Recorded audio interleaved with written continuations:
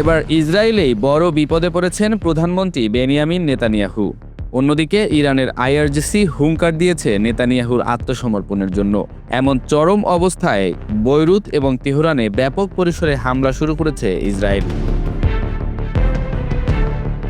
এদিকে ইরানের বিপ্লবী গার্ড বা আইআরজিসি হুঙ্কার দিয়ে বলেছে, আমরা কেবল শত্রুর পরিপূর্ণ আত্মসমর্পণের কথা ভাবছি, আমরা কেবল শত্রুর সম্পূর্ণ পরাজয় স্বীকারের কথা চিন্তা করছি।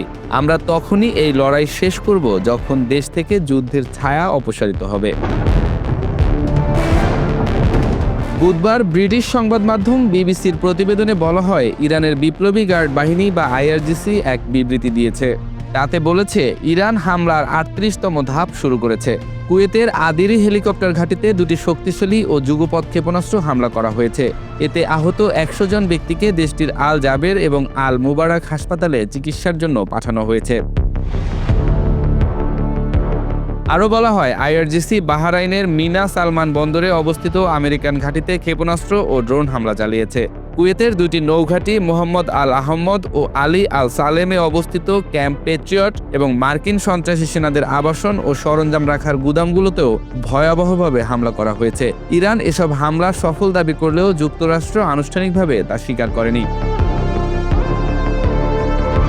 অন্যদিকে ইসরায়েলের বিচার মন্ত্রণালয়ের ক্ষমা বিভাগ প্রধানমন্ত্রী নেতানিয়াহুর দুর্নীতি মামলায় ক্ষমা আবেদন মঞ্জুরের সুপারিশ করেনি বলে হিব্রু গণমাধ্যমে খবর প্রকাশ হয়েছে।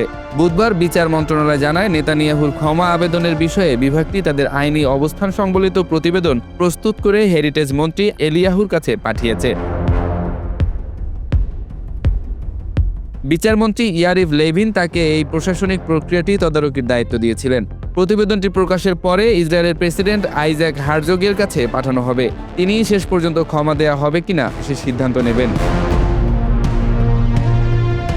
দ্য টাইমস অব ইসরায়েলের প্রতিবেদনে বলা হয়েছে, নেতানিয়াহুর ক্ষমা আবেদন বর্তমান আইনি শর্ত পূরণ করেনি, কারণ তার বিরুদ্ধে চলমান বিচার এখনও শেষ হয়নি এবং তিনি এখনও দোষী সাব্যস্ত হননি। পাশাপাশি তিনি তার আবেদনে কোনো অপরাধ স্বীকার করেননি বা অনুতাপও প্রকাশ করেননি।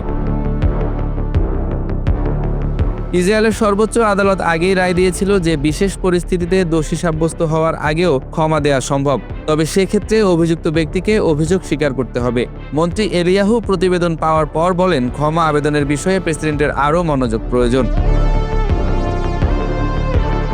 এদিকে যুক্তরাষ্ট্রের প্রেসিডেন্ট ডোনাল্ড ট্রাম্প নেতানিয়াহুকে ক্ষমা দেওয়ার জন্য প্রেসিডেন্ট আইজ্যাকের উপর চাপ সৃষ্টি করছেন বলে জানা গেছে। তবে প্রেসিডেন্ট জানিয়েছেন, তিনি কোনো বাহ্যিক প্রভাব ছাড়াই নিজস্ব বিবেচনায় সিদ্ধান্ত নেবেন। উল্লেখ্য, ঘুষ জালিয়াতি ও আস্থা ভঙ্গের অভিযোগে বেনিয়ামিন নেতানিয়াহুর বিরুদ্ধে ২০২০ সাল থেকে বিচার চলছে। সম্প্রতি এই মামলা নিয়ে নিজের দেশেই মহাবিপদে রয়েছেন নেতানিয়াহু। এমন অবস্থায় যুক্তরাষ্ট্রের পূর্ব ঘোষণা অনুযায়ী ইরানে নতুন করে ব্যাপক পরিসরে হামলা শুরু করেছে ইসরায়েল। একই সাথে বৈরুতেও হামলা শুরু করা হয়েছে। বুধবার ব্রিটিশ সংবাদ মাধ্যমের প্রতিবেদনে এ তথ্য জানানো হয়। প্রতিবেদনে বলা হয়, ইসরায়েলি প্রতিরক্ষা বাহিনী আইডিএফ নতুন হামলার তথ্য জানিয়েছে। এক বিবৃতিতে তারা বলেছে, হিজবুল্লাহ এবং ইরানের সরকারের কাঠামোকে লক্ষ্যবস্তু করে হামলা চালাচ্ছে তারা। এবারের হামলা আরও ভয়াবহ হচ্ছে।